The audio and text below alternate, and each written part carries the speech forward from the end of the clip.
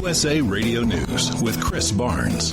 Former special counsel Robert Mueller largely answering with yes or no at the first of two hearing appearances on Capitol Hill today before the House Judiciary Committee. He's asked about whether his report exonerates President Trump on obstruction of justice, and he says, no, it doesn't. And your investigation actually found, quote, multiple acts by the president that were capable of exerting undue influence over law enforcement investigations.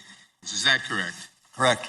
Mueller there answering the question from the Democratic chairman of the panel, Jerry Nadler. Mueller will be going before the House Intelligence Committee later on today. The remaining nations in the Iran nuclear deal that the U.S. is no longer part of will be meeting in Vienna Sunday to discuss salvaging that agreement and easing sanctions on Iran. And this is USA Radio News. The fight against Georgia's heartbeat abortion law heading in front of a judge, and the ACLU and Planned Parenthood have filed a lawsuit already against the bill, but now they've announced that they've filed an injunction in the hopes the judge will block the law from taking effect until the suit is considered. Mark Esper sworn in yesterday as the new Secretary of Defense.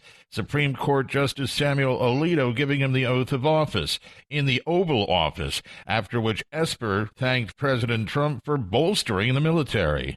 Our military has made tremendous gains in recent years thanks to your leadership, and we stand ready today to take on any challenge.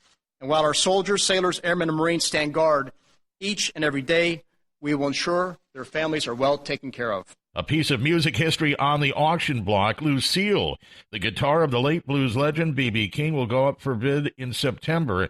It's valued between $80,000 and $100,000. And this is USA Radio News.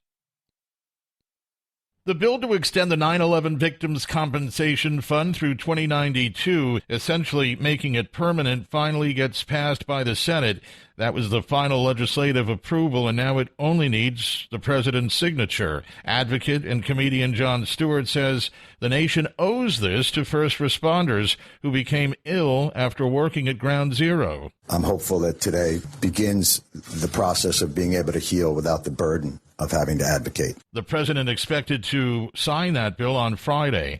Reports are Puerto Rico's Governor Ricardo Rossello will resign today after more than a week of protests calling for him to step down. That after publication of messages between Rossello and his closest advisors, which included jokes about Hurricane Maria victims and homophobic comments. And getting late word that Theresa May has officially resigned as the British Prime Minister to make way for newly elected Boris Johnson. Delivering a speech at 10 Downing Street for the last time just minutes ago, May said she hopes for a Brexit that works for the whole United Kingdom. She had an audience with Queen Elizabeth this afternoon, local time in the UK, and tendered her resignation.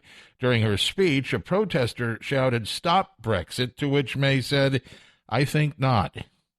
You can find us on usaradio.com for USA Radio News. I'm Chris Barnes.